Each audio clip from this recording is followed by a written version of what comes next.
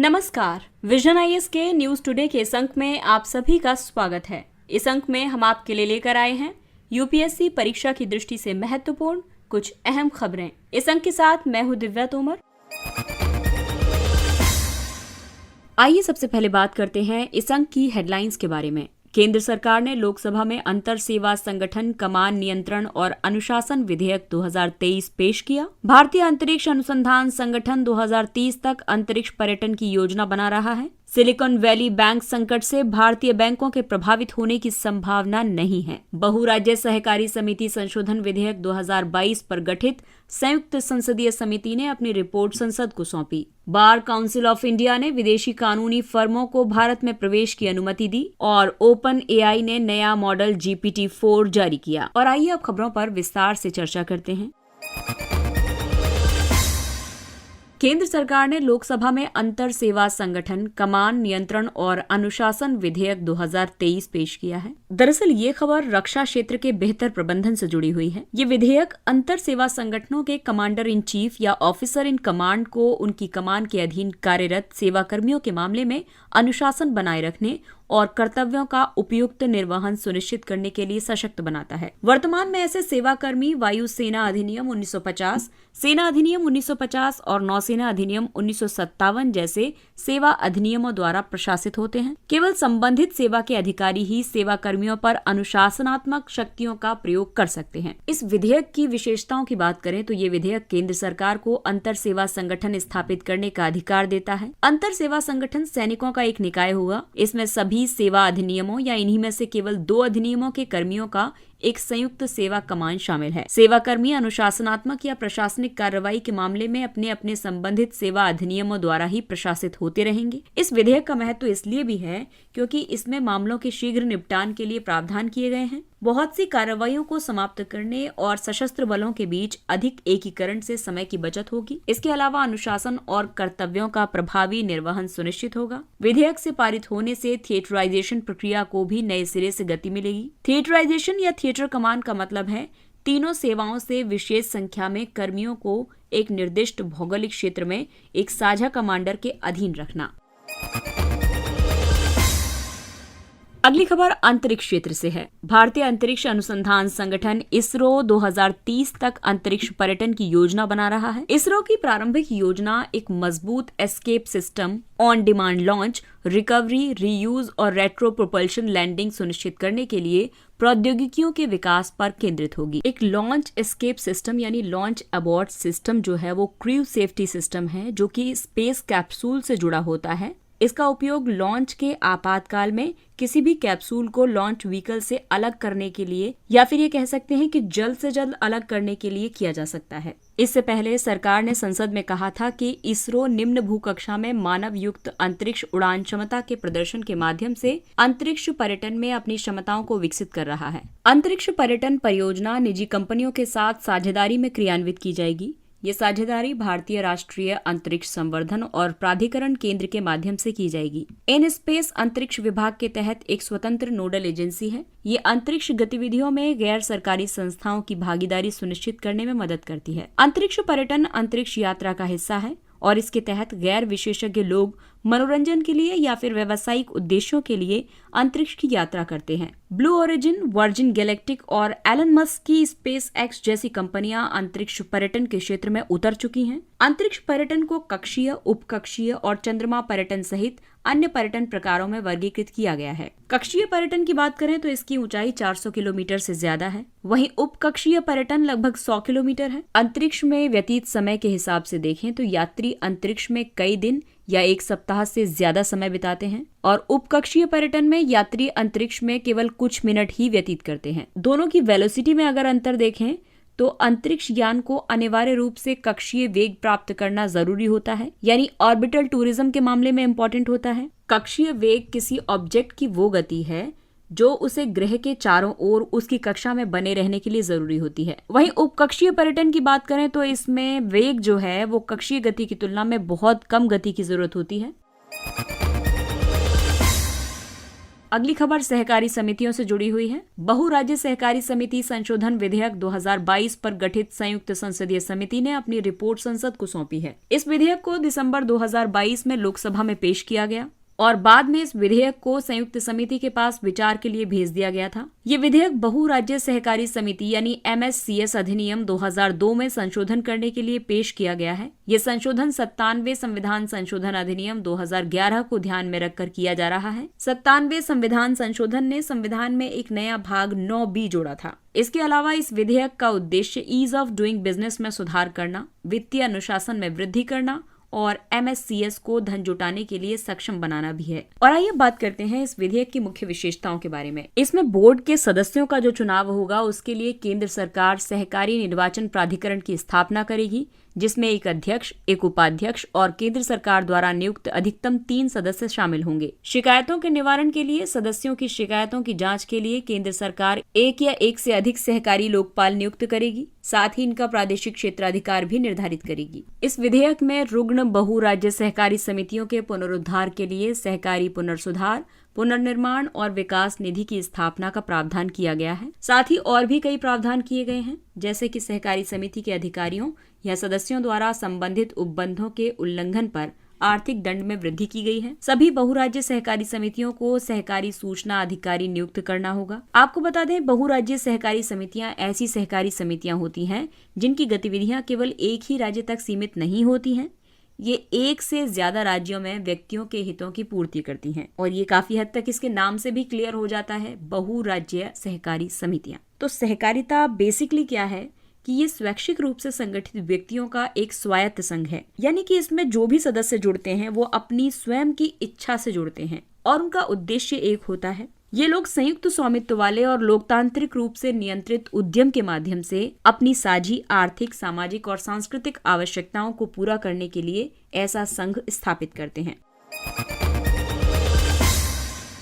Silicon valley bank संकट से भारतीय बैंकों के प्रभावित होने की संभावना नहीं है। अमेरिका में सिलिकॉन वैली बैंक और सिग्नेचर बैंक के डूबने से पूरे विश्व में बैंकों में जमाकर्ताओं के धन की सुरक्षा पर संदेह व्यक्त किया जा रहा है। सिलिकॉन वैली बैंक के डूबने के कई कारण हैं, जैसे कि रन ऑन द बैंक। ये वो स्थिति है जब बड़ी संख्या में ग्राहक बैंक में जमा धनराशि निकालने लगते हैं। इससे निवेश में विविधता की कमी आती है। आपको बता दें कि सिलिकॉन वैली बैंक ने अपना ज्यादातर निवेश बॉन्ड और ट्रेजरी में किया था। इसके अलावा प्रौद्योगिकी कंपनियों के शेयरों में लगातार गिरावट का भी इस पर प्रभाव पड़ा है। सिग्नेचर बैंक के डूबने के कारण बहुत हद तक सिलिकॉन वैली बैंक के डूबने के कारकों के समान ही है। इसके विफल होने के कुछ अन्य कारणों में बड़ी मात्रा में जमा धनराशि की निकासी, क्रिप्टो करेंसी केंद्रित व्यवसाय आदि हैं। वहीं भारत के संदर्भ में अगर हम इसे देखें तो भारतीय बैंकिंग प्रणाली में इन कारणों से बैंकों के डूबने की संभावना कम है और इसके कारण ये हैं कि भारतीय रिजर्व बैंक ने SBI, ICICI और HDFC जैसे प्रमुख बैंकों को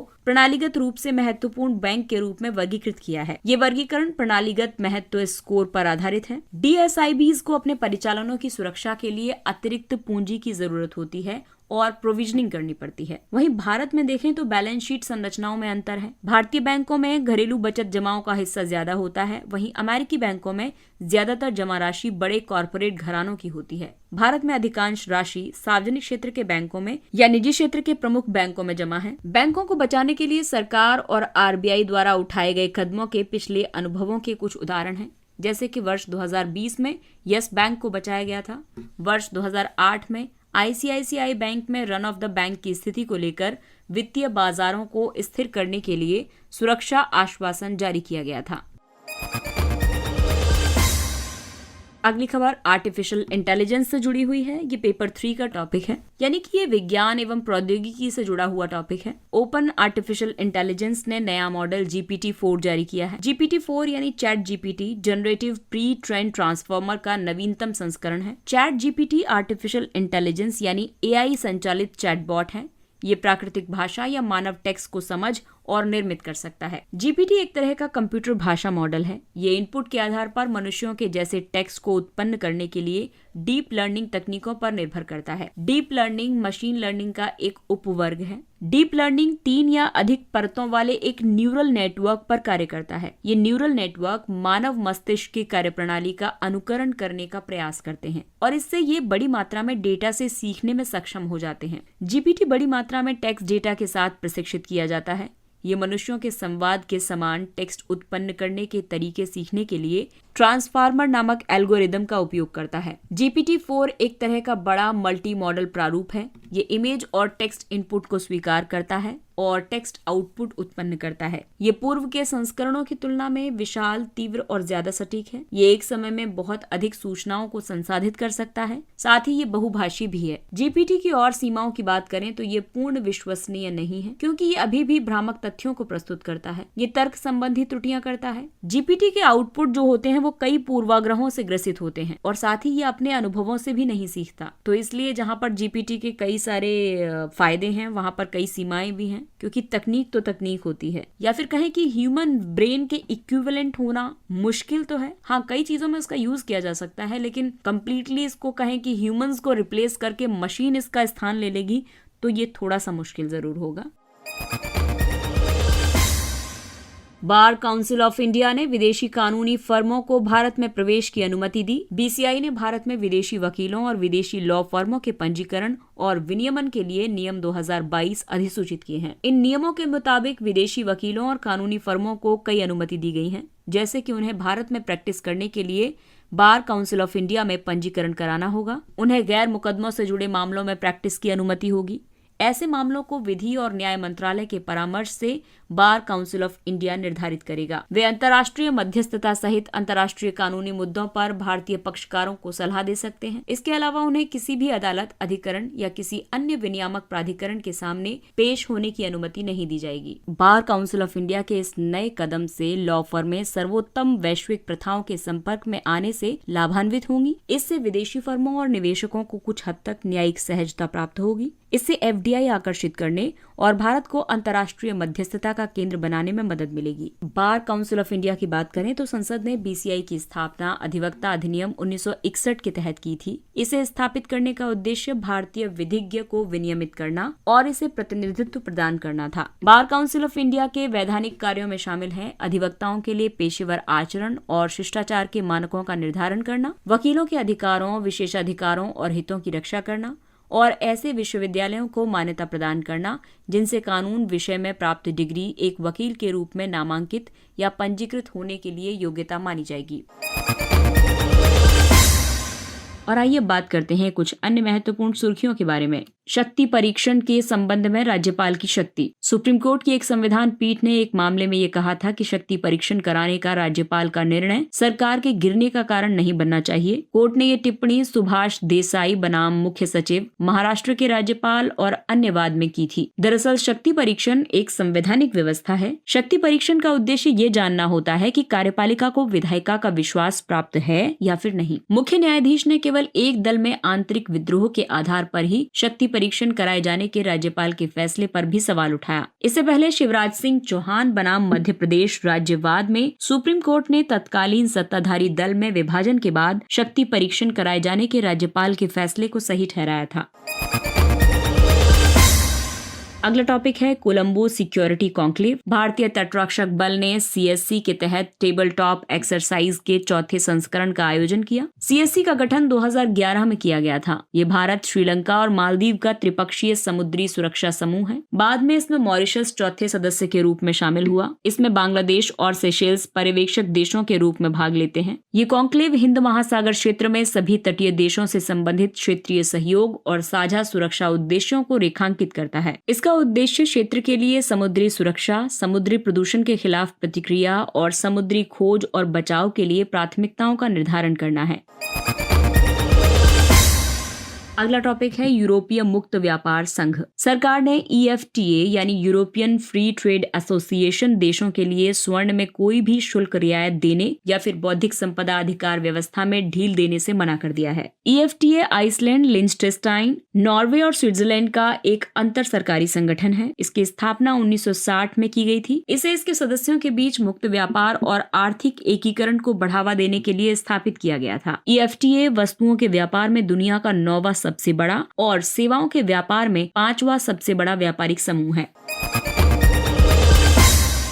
भारत में महिला और पुरुष 2022 ये भारत के लिंग संबंधी संकेतकों का वार्षिक सांख्यिकीय संकलन है। इसे सांख्यिकी और कार्यक्रम कार्यान्वयन मंत्रालय ने जारी किया है। इसके मुताबिक लिंगानुपात 2021 में 945 था। इसके 2036 तक 952 तक पहुंचने की उम्मीद है। वहीं जीवन प्रत्याशा की बात करें तो 2015 से 19 के दौरान पुरुषों की जो जीवन प्रत्याशा थी वो 68.4 थी और महिलाओं की जीवन प्रत्याशा 71.1 वर्ष तक पहुंच गई थी। इसके 2031 से 36 तक पुरुषों में 71.2 और महिलाओं में 74.7 वर्ष तक पहुंचने की उम्मीद है, यानी कि ये आगे और बढ़ेगी। शिशु मृत्यु दर की बात करें तो वर्ष 2020 में ये 28 थी और साक्षरता दर देखें तो 2017 में ये 77.7% थी। पुरुषों में साक्षरता दर 84.7% और महिलाओं में 70.3% थी। श्रम बल भागीदारी दर की बात करें तो 2021-22 में 41.3% श्रम बल भागीदारी दर है, जिसमें कि पुरुष 57.3% पर हैं और महिलाएं 24.8% की भागीदारी करती हैं।